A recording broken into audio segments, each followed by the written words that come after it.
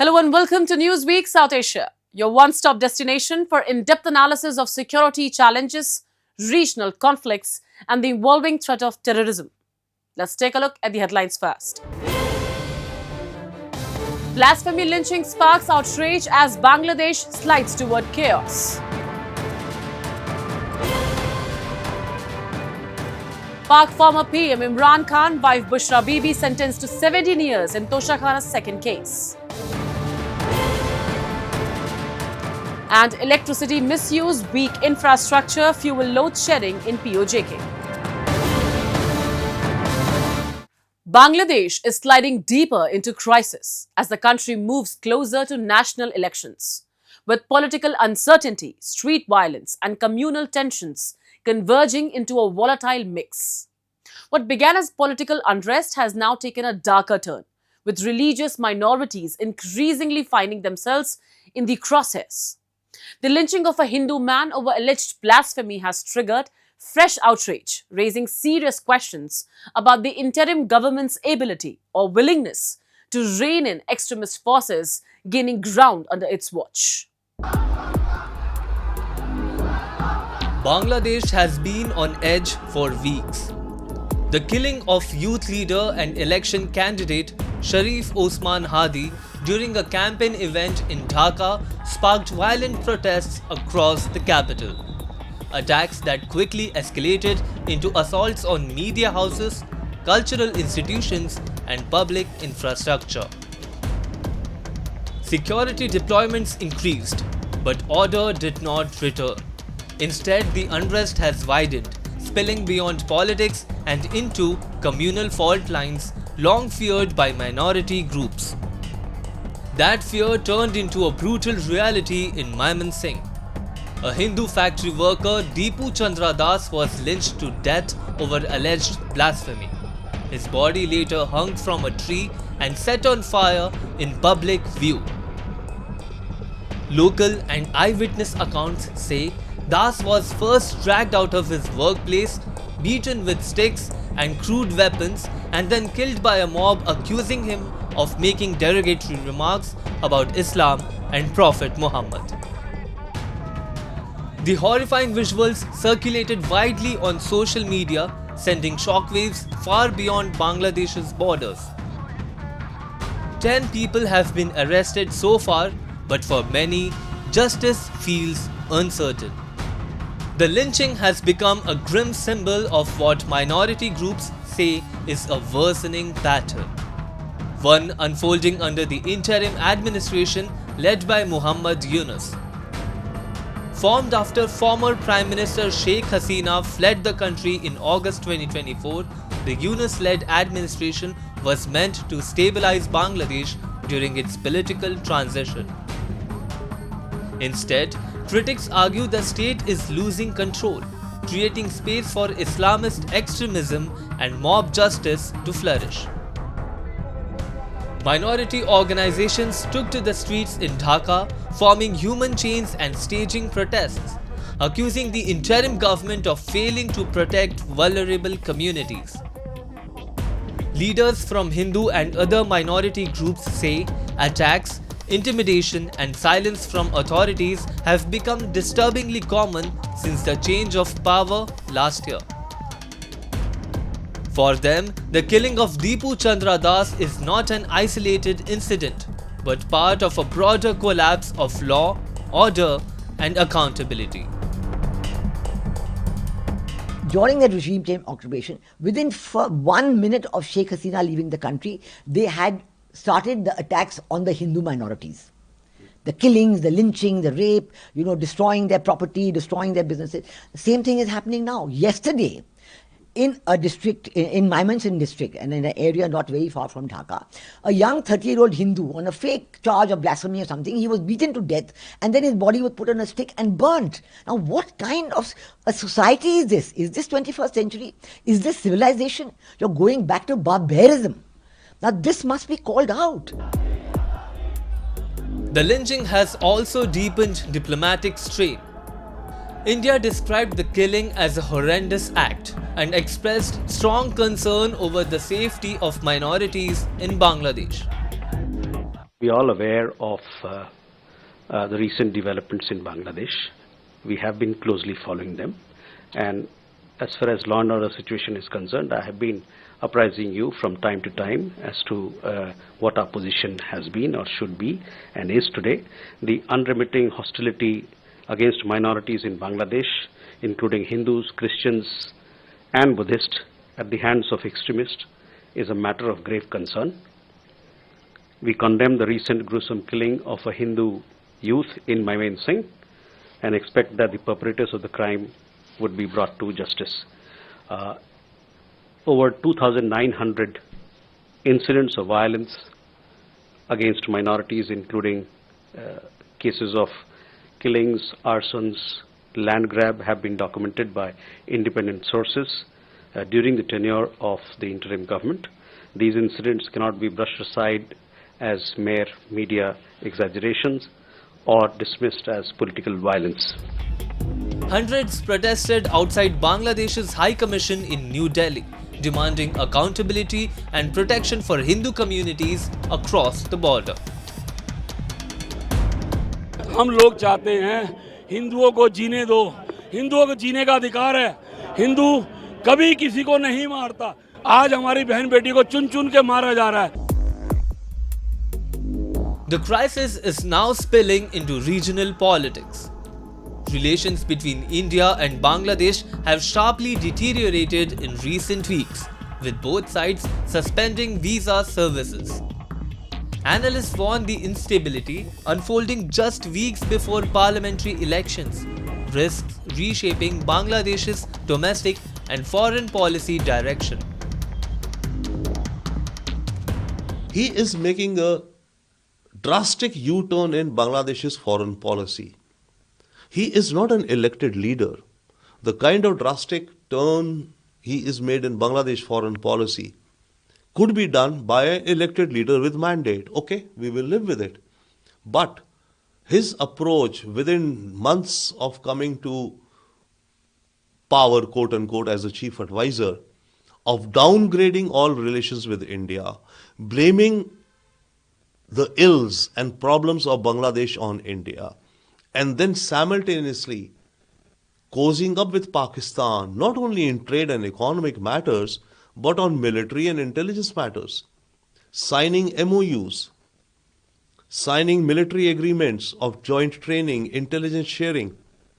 All of this indicate that Yunus wants to take Bangladesh down the path of Islam.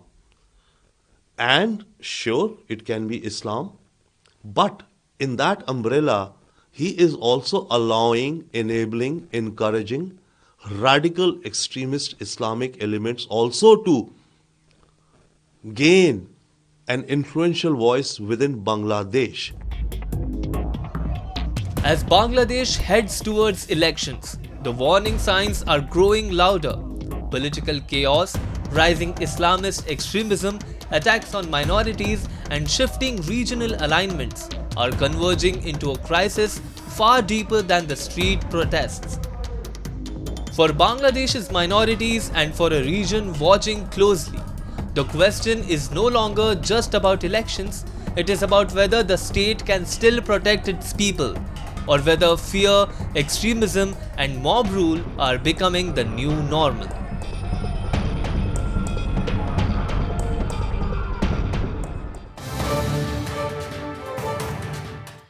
Bangladesh is at a critical political crossroads. With elections approaching, questions are mounting over governance, public security, and the shrinking space for dissent.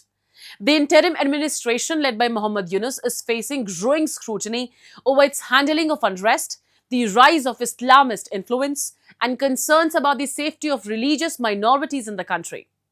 To assess the situation on the ground and its wider regional implications, I am joined by Rehman Khalilur Mamoon, human rights activist and executive president of the International Forum for Secular Bangladesh.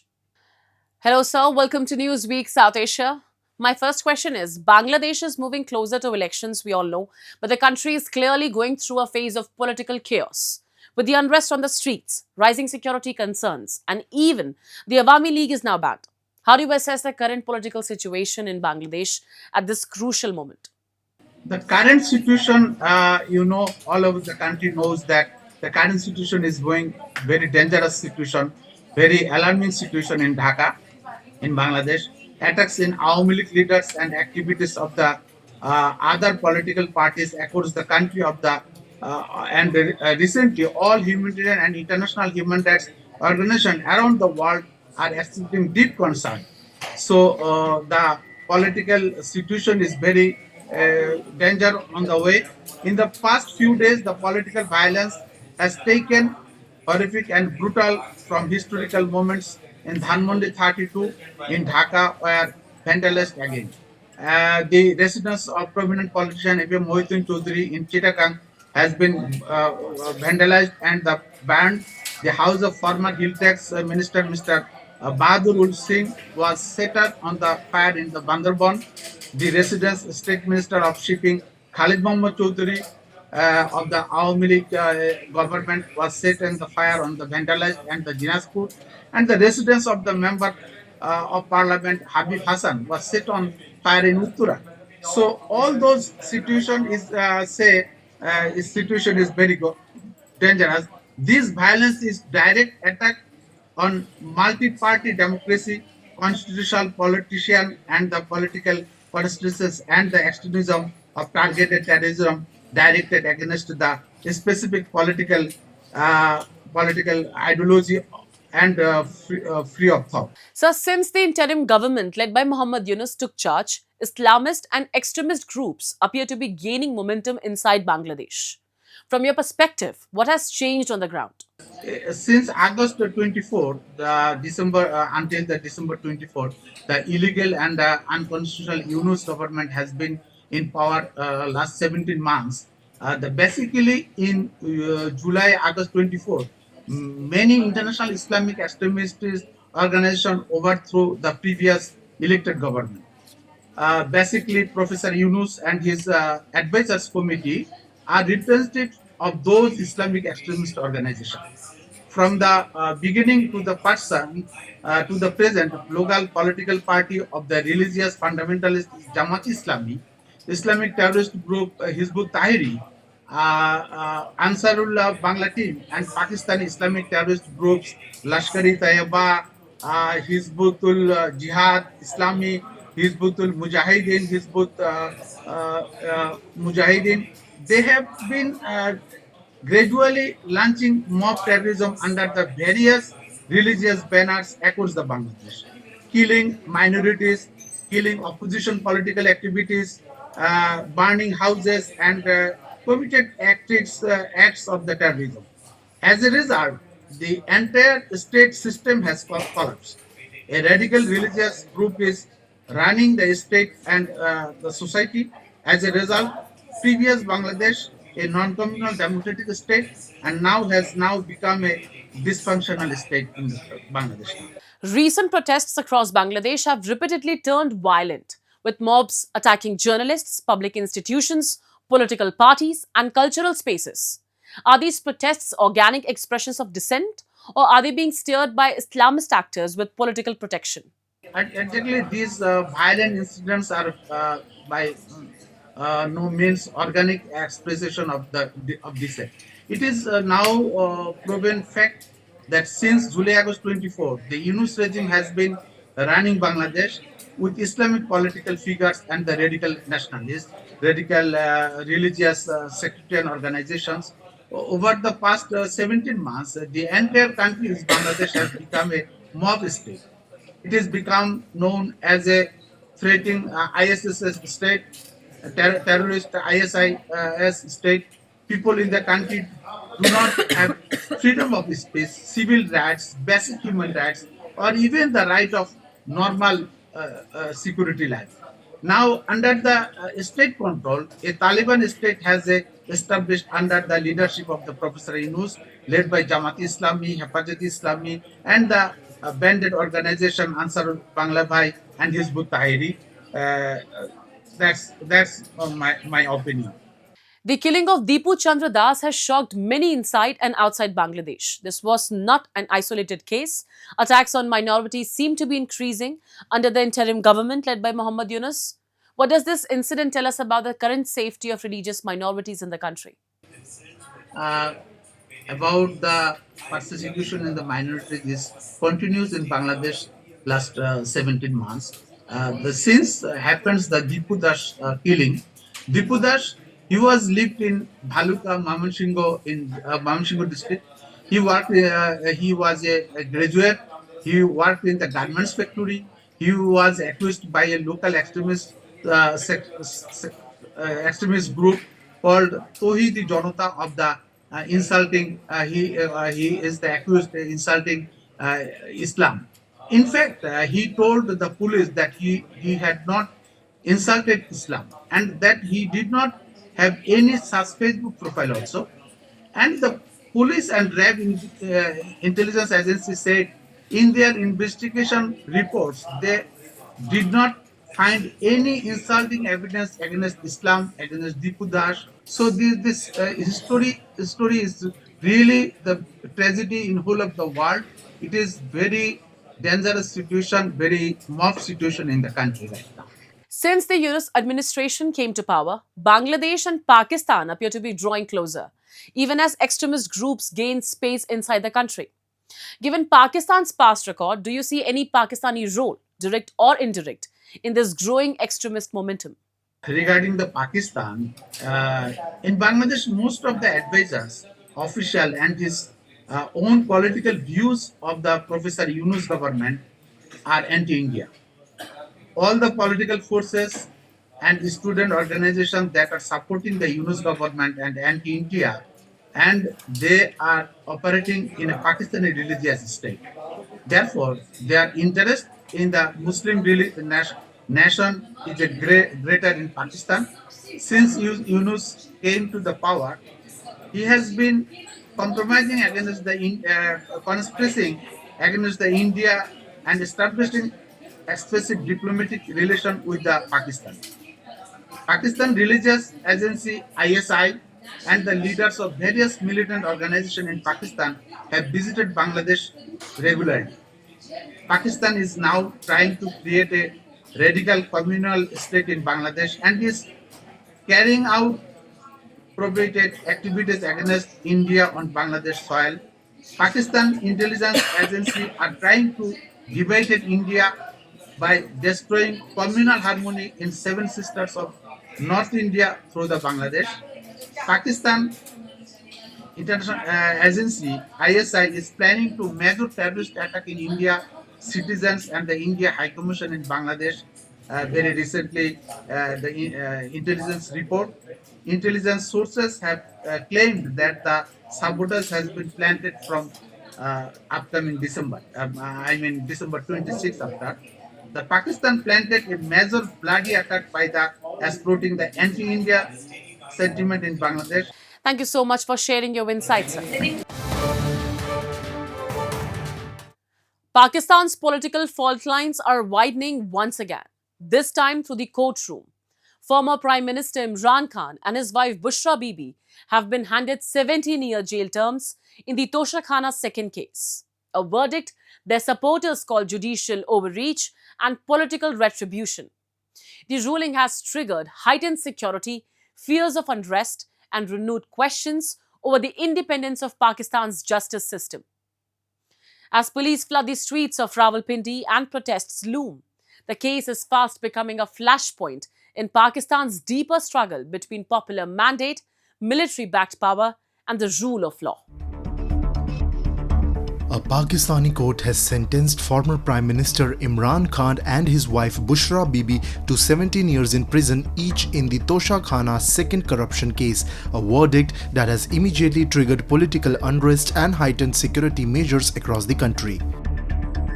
In anticipation of protests by supporters of Khan's Pakistan Tehreek-e-Insaf party, authorities deployed more than 1,300 police and security personnel across Rawalpindi, sealing key routes and placing riot units on standby to prevent demonstrations. The crackdown comes after Khan urged his supporters to take to the streets, calling the verdict politically engineered and legally flawed.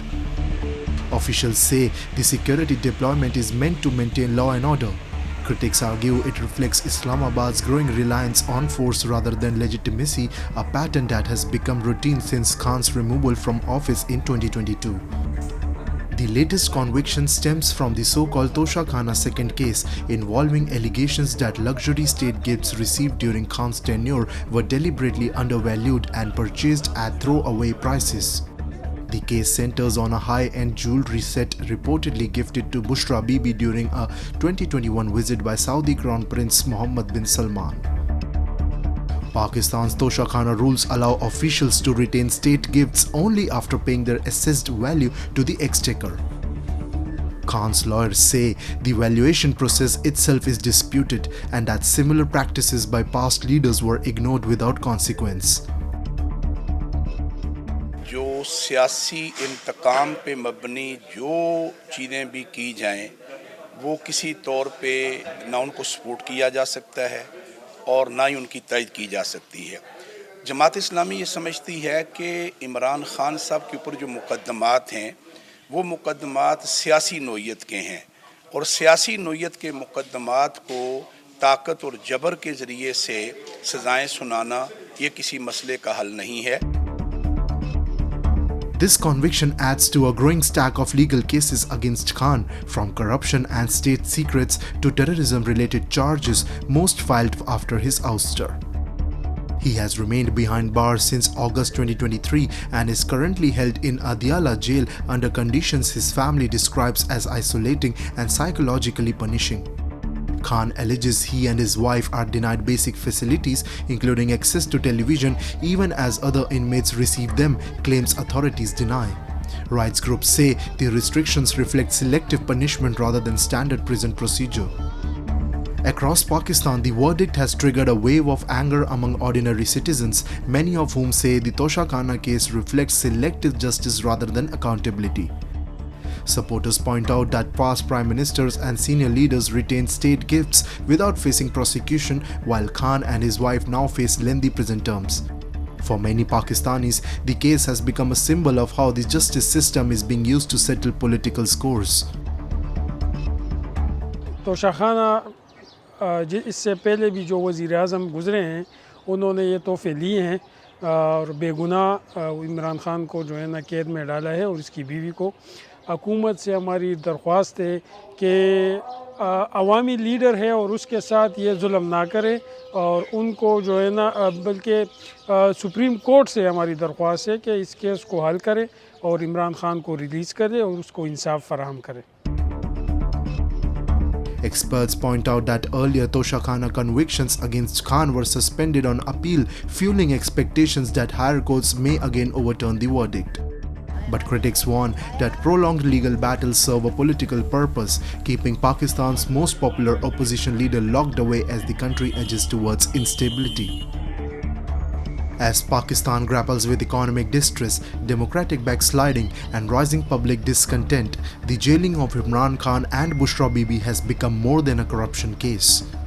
It is now a symbol of a state where courts, coercion and control increasingly replace consent and where political dissent is met not with debate but with prison walls.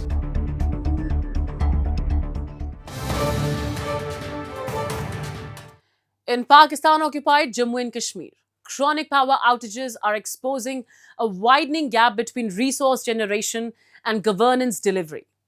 Despite hosting key hydropower installations, large parts of POJK continue to face prolonged and erratic load shedding, raising questions about Pakistan's management of the region's electricity infrastructure. Our report. Despite the presence of multiple hydropower projects in the region, Pakistan-occupied Jammu and Kashmir is facing frequent and prolonged power outages. From households to marketplaces and from classrooms to hospitals, the power crisis has brought daily life to a standstill. Local traders say businesses are collapsing under erratic electricity supply. Students complain their studies are repeatedly disrupted, and for patients dependent on medical equipment, every blackout brings new risks. For many residents, the irony is bitter. POJK generates electricity, yet its own people remain deprived of it. तो बिजली का जो है वो जायज़ इस्तेमाल भी करना चाहिए ताकि महकमे के ऊपर भी बंडल ना हो और लोग भी जो ताजर हैं, जो स्टूडेंट हैं, जो बीमार हैं, जो हर तरह के लोग, इनको भी परेशानी ना हो ताकि देखें अगर लोड शेडिंग होगी तो कारोबार कैसे होंगे, स्टूडेंट कैसे पढ़ेगा और जो बीमार हैं वो बेचारे कैसे गुजर बसर करेंगे, इतना मुश्किल काम है ये। Residents accuse authorities of running an unjust system where power generated in POJK is diverted elsewhere while local communities face enforced shortages. In several neighborhoods of Muzaffarabad, electricity is restored briefly, only to be cut again within minutes. In more remote areas, power cuts reportedly stretch up to 48 hours. Critics say this is not a supply problem but a governance failure. Outdated transmission lines, weak grid infrastructure, and years of underinvestment have left the system unable to meet demand, even as electricity continues to be exported to mainland Pakistan. Locals also alleged that accountability is absent, with no transparent explanation from authorities on why POJK is made to bear the brunt of load shedding despite its contribution to Pakistan's power grid. हमारा यही है कि मुजफ्फराबाद में load shedding खत्म करें। बिजली पाकिस्तान में जा रही है, सारी पाकिस्तान में जाती है, वहाँ पे लोड शेडिंग कम होगी। या मुजफ्फराबाद वालों के साथ क्या है इनको? हम तो ये कहते हैं कि मुजफ्फराबाद में बिजली पूरी करें, तो मुजफ्फराबाद की बिजली हमारी है। तो वो पैसे तो नहीं दे रहे हैं, कम कर रहे हैं, वो पैसे देते नहीं हुकूमत पाकिस्तान हमें, फिर भी हमारे भाई वो वोट डाल देते हैं। मगर हम लोग ये कहते हैं कि बिजली पूरी जाए मुजफ्फराबाद को, बस। Beyond daily inconvenience, residents see the power crisis as a symbol of Pakistan's broader exploitation of the region. Analysts point out that POJK's administrative setup offers little real autonomy over resources, allowing Islamabad to control energy policy, pricing and distribution, often at the cost of local welfare. Public anger has been growing, with repeated protests over electricity shortages, inflated bills and broken promises, all pointing to a pattern of neglect rather than reform. For many in POJK, the recurring darkness is no longer just about electricity. It has become a stark reminder of political marginalization, economic extraction, and Pakistan's illegal grip over the region, where even basic necessities remain hostage to decisions taken far beyond the mountains of Muzaffarabad.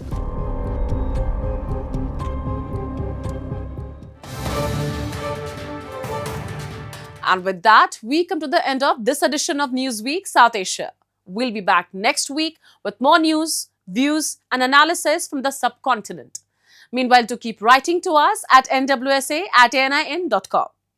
This is Shivangi Mishra signing off on behalf of the entire team of Newsweek South Asia. Goodbye and take care.